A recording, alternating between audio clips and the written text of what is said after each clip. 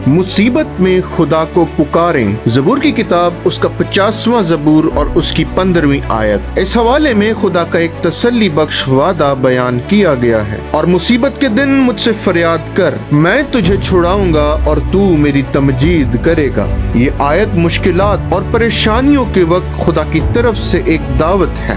जिंदगी में मसाइब आना लाजमी है। कभी दर्द व गम, कभी खौफ व फिक्र, कभी गैर यकीनी हालात और कभी आजमाइशें हमारे ईमान को दरपेश आती हैं। मगर इन सब के दौरान खुदा हमें तन्हा नहीं छोड़ता, वो हमें अपनी तरफ बुलाता है। ये सिर्फ एक नसीहत नहीं बल्कि मोहब्बत भरा हुक्म है जिसमें वादा भी शामिल है। खुदा चाहता है कि हम खास तौर पर कमजोरी और परेशानी के वक्त उस पर भरोसा करें। अक्सर जब मुसीबत आती है तो हमारा पहला रद्द अमल अपनी हिकमत और सलाहियत पर भरोसा करना होता है। हम फौरी हल तलाश करने की कोशिश करते हैं, फिक्रमंद हो जाते हैं या मायूसी का शिकार हो जाते हैं। कभी कभी हम सब कुछ आजमाने के बाद आखिर में खुदा की तरफ रुजू करते हैं। लेकिन ज़बूर की किताब और उसका 50वां ज़बूर और उसकी 15वीं आयत हमें याद दिलाती है कि दुआ हमारी आखिरी उम्मीद नहीं बल्कि पहली पनाह होनी चाहिए। जब हम खुदा को पुकारते हैं तो हम अपनी मोहताजी का इकरार करते हैं और मानते हैं कि वही हमारी मदद का सरचश्मा है। खुदा को पुकारना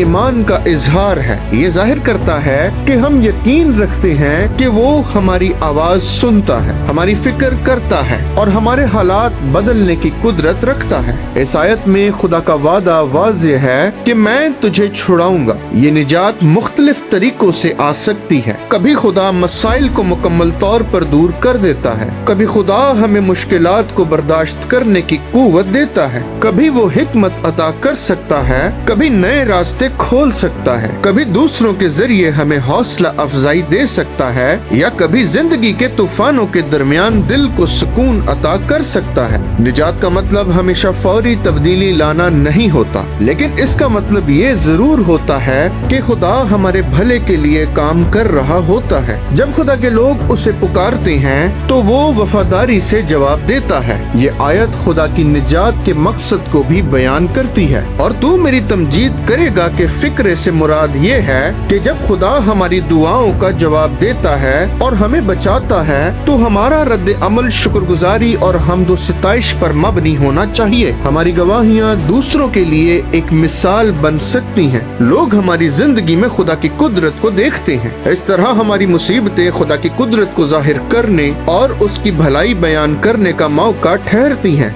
जो चीजें हमारे लिए मुश्किल होती हैं वो खुदा के फजल और वफादारी के बायस गवाही बनती हैं। ये पैगाम हमें दुआया जिंदगी गुजारने की तरगीब देता है। हमें कामिल अल्फाज या लंबी लंबी दुआओं की जरूरत के बरक्स ये सिखाता है कि खुदा सिर्फ ये चाहता है कि हम उसे पुकारें, चाहे आहिस्ता आवाज में पुकारें या आम अल्फाज में उससे मुखातिब हों। आंसुओं के साथ या दिल से निकली हुई फरियाद खुदा तक पहुँचाएं। वो हर दुआ को सुनता है। जब मुसीबत आए तो हम एतमाद के साथ उसके पास जा सकते हैं। वो टूटे दिलों के करीब है, हमारी इल्तिजाएं सुनता है और हमें बचाने की कुदरत रखता है। आज आप भी मुसीबत का सामना कर रहे होंगे। खुदा की इस दावत को याद रखें कि वो हमारे साथ है।